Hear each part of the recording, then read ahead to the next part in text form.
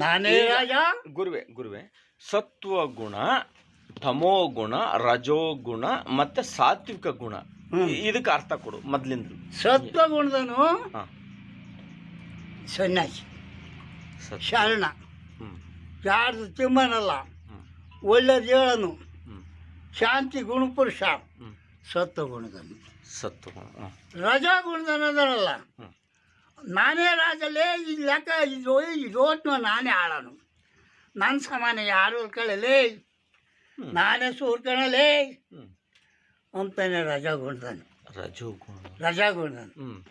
ತಮಗುಣದನದನಲ್ಲ, ಕಳ್ತನ ಮಾಡೋದು, ಸುಳ್ಳು ಹೇಳೋದು, ಮೋಸ ಮಾಡೋದು, ಒಬ್ರಿಗೆ ಗಂಟು ಹೊಡೆಯೋದು, 50,000 ರೂಪಾಯಿ ಕೊಡ್ತೀರ, ನಾನು ನಿಮ್ಗೊಂದು ಕೆಲಸ ಮಾಡಿಕೊಟ್ಟು ಹೋಗ್ತೀನಿ ಅಂತಾನೆ. ಈ 3 ಗುಣ ಮಾನವರೆಲ್ಲ ಇದ್ದಾವೆ. ಸತ್ವಗುಣ, ತಮೋಗುಣ, ರಜೋಗುಣ. ಸತ್ವಗುಣ, ರಜೋಗುಣ, ತಮಗುಣ, 3 ಗುಣಗಳು ಮಾನವರೆಲ್ಲ ಇದ್ದಾರೆ. ಆ ಗುಣದ ಯಾವ ಗುಣದ ನೀವು ಒಂದು ಯೋಚನೆ ಮಾಡ.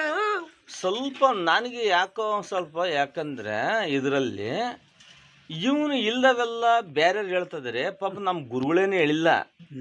ಇದರಲ್ಲಿ ಯಾವ ಗುಣದರು ಅಂತ ಪಾಪ ಇವತ್ತು ನೋಡು, ಅವರು ಬೇಕಾದಷ್ಟು ಕೋಟಿ ಕಾಲಿಟ್ಕೊಂಡು ಓಡಾಡ್ತಾರೆ. ಇವರು ಒಂದು ವಿಚಾರವಾಗಿ ಇವರು ಯಾರನ್ನು ₹1 ಭಿಕ್ಷೆ ಬಿಡಾರಲ್ಲ. ಆ ಥರ ಇದ್ದು ಮನುಷ್ಯ ಇವನು.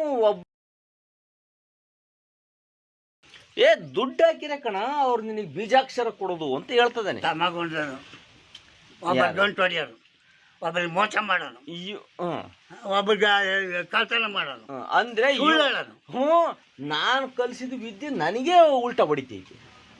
ಅಂದ್ರೆ ಅವನು ಎಬ್ಬೆಟ್ ನನ್ನ ಮಗ, ಗುಣ ಅಂತ ಬರವಲ್ಲ ಅವನಲ್ಲಿರೋದು. ಆಮೇಲೆ ನಾನು ಯೋಚನೆ ಮಾಡಿದೆ, ಎಲ್ಲ ಬಡ್ಡಿ ಮಗನೇ, ನಾನು ಕಲಿಸಿದ್ ನನಗೆ ತಿರುಗ್ತು ವಾಪಸ್ಸು ಅಂತ ಅಂದ್ಕೊಂಡೆ. ಆಗ ಸರಿ ಆಯಿತು. ತೀರಾ ನಾನು ಗುರುಗಳು ಪರ್ಸ್ನಲ್ ಸೇರಿದ್ದಿನ ನೇರವಾಗಿ ಕೇಳ್ತೀನಿ,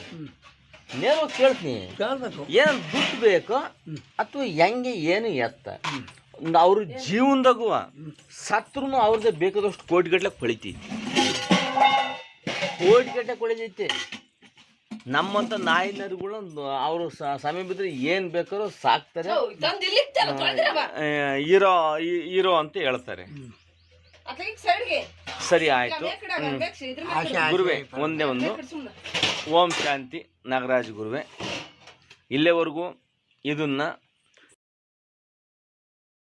ಮೇಲಕ್ಕೆ ಹಾರ್ತದಾನೆ. ಯಾಕಂದ್ರೆ ನನಗೇನೋ ಅವನ ಮೇಲೆ ಇನ್ನೊಂದು ಮತ್ತೊಂದಿಲ್ಲ, ತೀರಲ್ವ ಅತಿ ಆಸೆ ಮಾಡಬೇಡ ಅವನು. ಯಾಕಂದ್ರೆ ನಿನ್ನ ಮೇಲೆ ಕಾಸು ಕೊಟ್ರೆ ಕೈಲಾಸ ಅಂತ ಹೇಳ್ತದೇನೆ ಗುರುವೆ. ಇದ್ರ ಮೇಲ್ಪಟ್ಟು ಏನನ್ನ ಇದ್ರೆ ನಾನು ನಿನಗೆ ವಿಡಿಯೋ ಕಳಿಸ್ತಿದ್ದೀನಿ. ಏನಿದ್ರೆ ನನಗೆ ಪರ್ಸ್ನಲ್ಲಾಗಾದರೂ ನಾನು ನಿನಗೆ ಭೇಟಿಯಾಗಿದ್ದನ ಪರ್ಸ್ನಲ್ಲಾಗಿ ಕೇಳ್ತೀನಿ. ಏನು ಅಂತ ಆಸೆ ಆಕಾಂಕ್ಷೆ ಇದ್ದರೆ ಹೇಳ್ಬೋದು. ದಯವಿಟ್ಟು ನಾನು ಇದನ್ನ ವಿಡಿಯೋ ಮಾಡ್ತಿರೋದು ನಮ್ಮ ತಾತಯ್ಯ, ನಮ್ಮ ಗುರುಗಳು.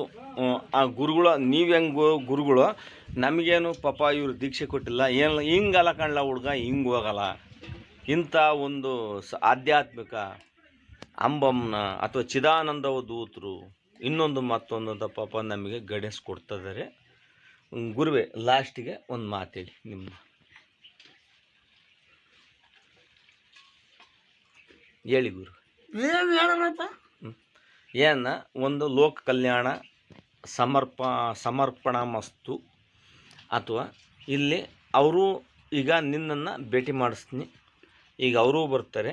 ಅವ್ರಿಗೂ ಏನಾದರೂ ಇನ್ನೊಂದು ಮತ್ತೊಂದು ಅವರೇನ ಒಪ್ಪಿದರೆ ಮಾತ್ರ ನಾಗರಾಜ್ ಗುರು, ಇಲ್ಲ ನಾನು ನೀನು ಹೆಂಗದೀವೋ ಆರಾಮಾಗಿ ಕ್ಲೀನಾಗಿ ಕೂತ್ಕೊಂಡು ಬರ್ತೀನಿ. 2 ಮಾತಾಡೋಣ.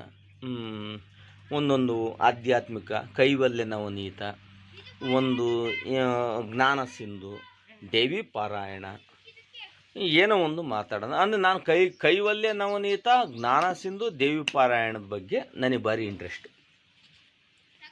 ಹಿಂಗಾಗಿ ಇದರಲ್ಲಿ ನಮ್ಮ ದೇವಿ ಪಾರಾಯಣ, ಜ್ಞಾನ ಸಿಂಧು, ಇದರಲ್ಲಿ ಏನು ಅಂಶ ಇನ್ನೊಂದು ಮತ್ತೊಂದು ಹೇಳಿ ಗುರುವೆ. ನೀವು ಸ್ವಲ್ಪ